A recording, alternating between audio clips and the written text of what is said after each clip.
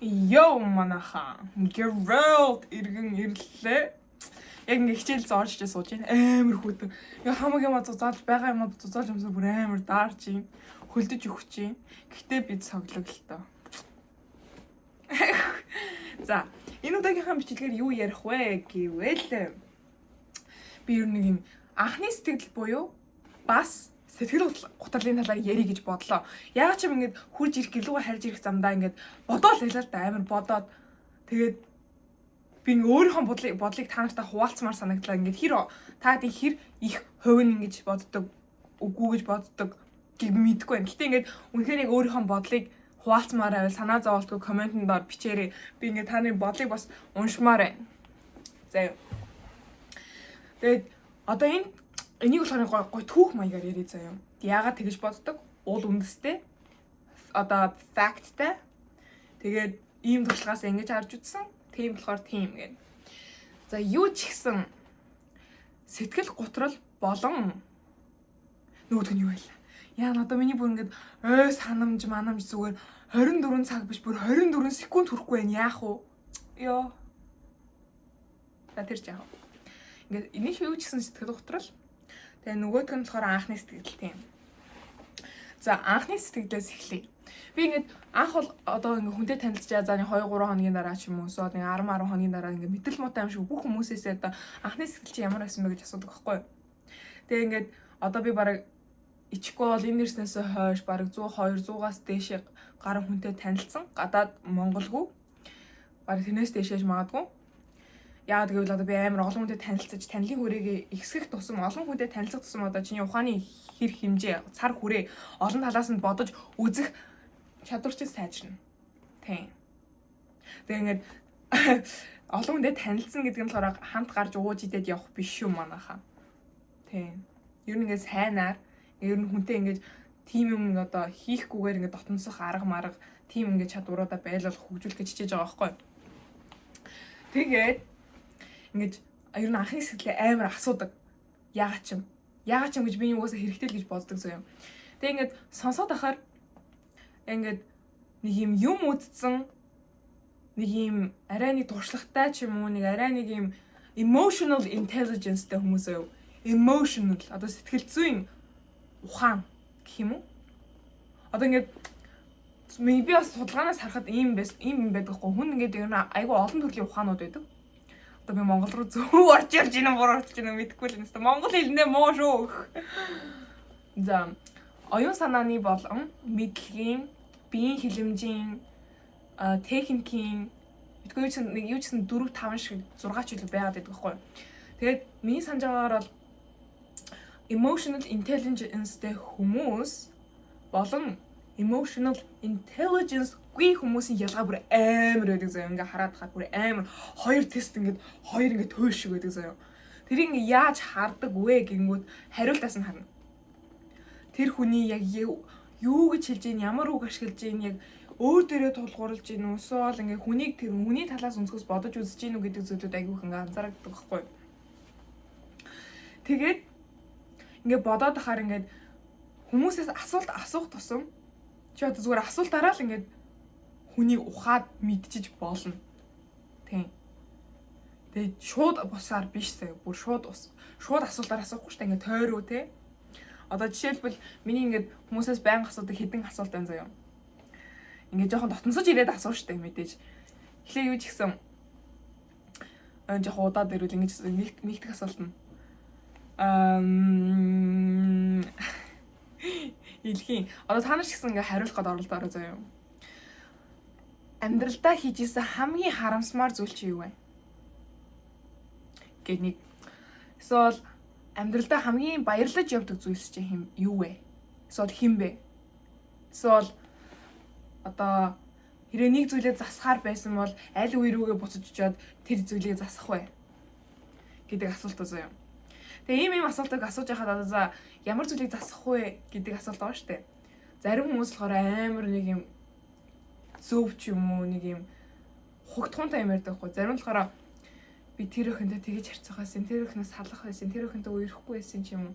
Эсвэл зарим нь болохоор би одоо нэг амар хүүхчиг хариултууд өгдөг хүмүүс ч байна.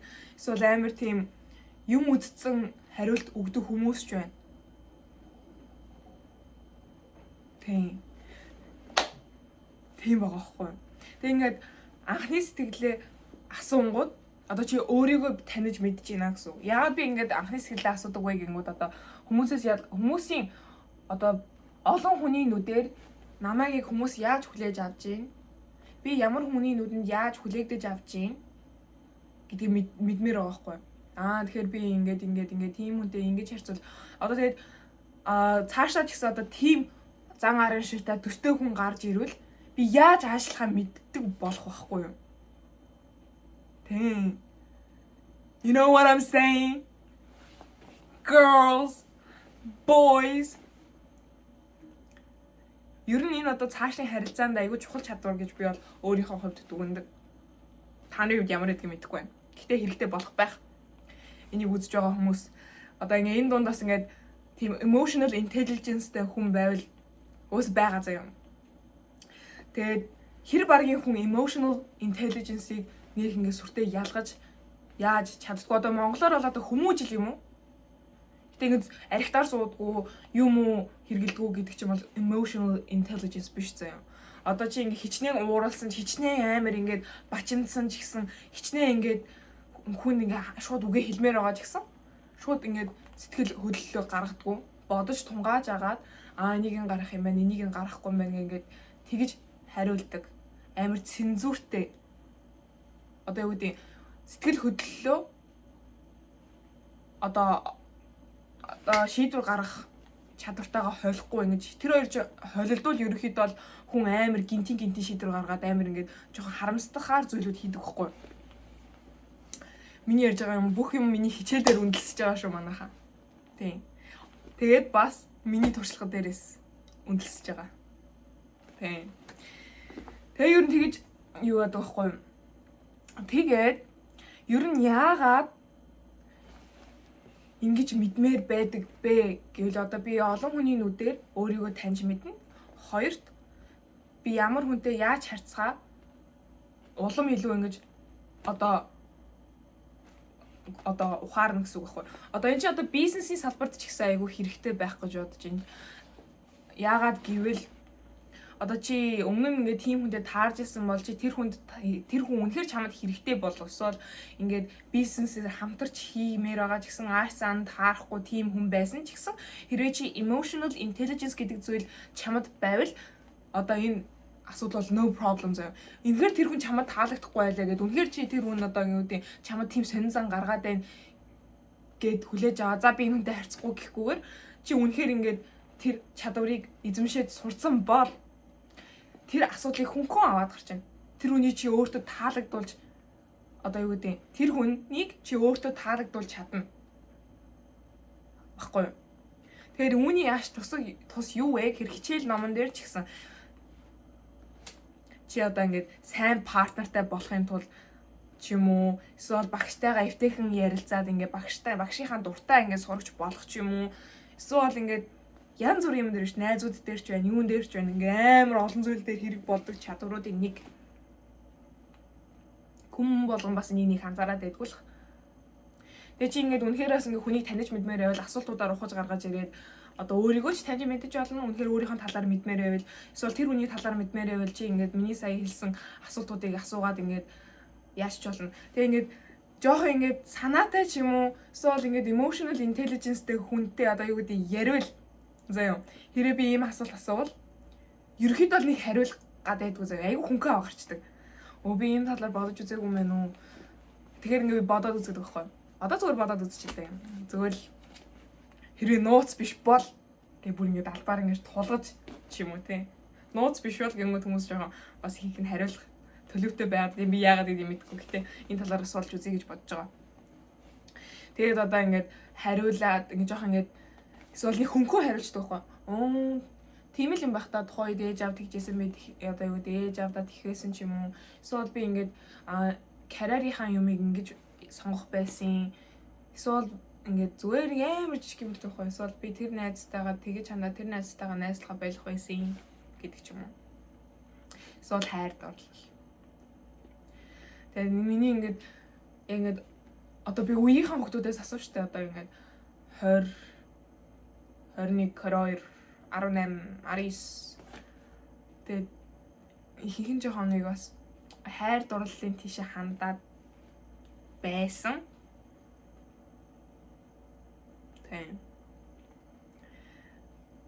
Тийм. За тэр ч яах вэ? Тэгээд ерөнхийдөө бол анхны сэтгэлийн талаар ийм байна. Тэгээд хүний ухаж мэдих талаар ийм байна. За тэгээд одоо сэтгэл гутралын талаар ярий. Яагаад ч юм одоо ийм асуултуудыг асуухаар ингээ миний сэтгэл гутралтай айгу холбогдоод байдаг байхгүй юу? Тэгээд сэтгэл гутралтай хүмүүс яаж харагддаг вэ ч юм уу те? Би тийм талаараас ингэ судалгаа хийж үзсэн. Ерөнхийдөө сэтгэл гутралтай хүмүүс нэг амар би депресстэй байна, би ингээд байна, би тэгээд байна гэд хүмүүс нэг хилээд бариад байдаггүй. Тийм хүмүүс үнэхээр ингээд нөх их гарч ордгоо ч юм уу, эсвэл нөх их юу одоо идэвхтэй үйл ажиллагаанд нэг ороод байдгүй ч юм уу, эсвэл ингээд орсон ч гэсэн айгүй цөөхөн байдаг заяа. Тэгээ ингээд цөөхөн байсан ч гэсэн ингээд тэр харилцан яриануудаа амар ингээд жаргалаа зүгээр ингээд амар инээж минийгэл тийм байдаг байхгүй. Байхгүй юу шээ тийм байдаг гэсэн судалгаан дээр. Тэгээд тийм байдлыг нь одоо юу гэдэг ингээл хүмүүс анзаарчаал энэ угаас амар гоё жаргалтай байд юм байна. Тийм байд юм байна. Эдгэр ч юм. Одоо ингээд та нар ч гэсэн миний бичлэгийг үзээд амар гоё ингээд аялж маялал амар гоё хичээл номоо сайн хийгээл амар ингээл ямар мөнгөтэй ч юм ч юм уу те. Мөнгөгүй штэ цаачаа. Мөнгө опсоо. Зүгээр ингээд үнэхээр хичээдэг л байхгүй юу. Тэгээд үнэхээр хичээгээд өөр дээрийг хачаал авах тусам одоо бас ингээд сэтгэл зүй юм уу ингээд ямар нэгэн юмараа хохирох тал байдаг байхгүй юу.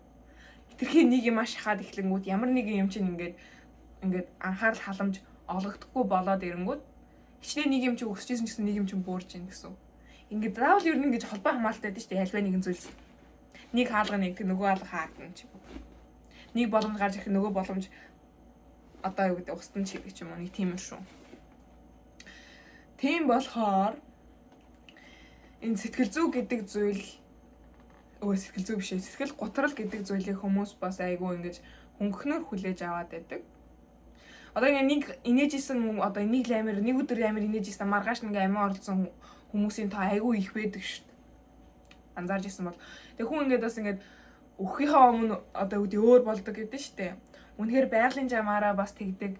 Эсвэл яг ингээд шийдсэн хүмүүс яг ингээд амар илүү жаргалтай болчдөг гэх юм бүхэн дуусгаж байгаа одоо баярлаад ч юм уу. Эсвэл зүгээр л ингээд юу эсвэл янз бүр байдаг заяа. Гэтэ яг ингээд анзаараад ирэнгүүт энгийн байдгаасаа шал өөр болцсон байдаг заяа. Үнэхээр ингээд нэг сонин сэжигтэй байгаа. Тгөөс нэг тийм сэжигтэй мэдрэмж. Зүгээр л ингээд дэлгий балаа ингээд эсвэл нэг юм тэнхтэй байх биш зүгээр нэг цаанаас чинь бүр эндээс чинь нэг юм энэ яагаад ингэж байна? Ингэдэггүй дээ. Бүр амар содон мэдрэмж. Тийм байдаг. Тийм юм гаргаж байгаа хүмүүс жоохон бас сэтгэл гутралын гүн шатанд орсон байх магадлалтай. Энэ бүгдийг бол би 100% батбол гэж баттай гэж бол хэлэхгүй. Угаасаа бүгдээрээ ингээд одоо их магадлалтай ч юм уу бага магадлалтай ингээд янз бүрийн мэдээллүүд миний юмд явж байгаа шүү. Бити ингээд үний юм шиг хүлээж аваарай. Тэгээ миний өнцгөөс болохоор одоо сэтгэл гутрал гэдэг зүйл би одоо амир ингээл ер нь амир байнга л одоо ингээл хүнтэй яриад ингээл инээгээл ч юм уу ингээ нэг амир ингээ сэтгэл хөдлөлөө гадагшуулаад байдаггүй. Зүгээр их хөвчлэн дандаа нэг темпэндээ байдаг. Их хөвчлэн инээж явдаг. Одоо их хөвчлэн нэг амир илүүд одоо байнга одоо би ингээл нэг найзтайгаа уулзчаал. Яа би тэгээд байна. Миний асуудал ингээд байна. Миний энэ ингээд байна. Яа гэдэггүй. Зүгээр би өөртөө тулаа. Одоо чиний асуудал шүү дээ ер нь. Чиний асуудал байхад чи тэр хүнд хэлж тэр хүнийг стресслүүлэх шаардлага байх байхгүй.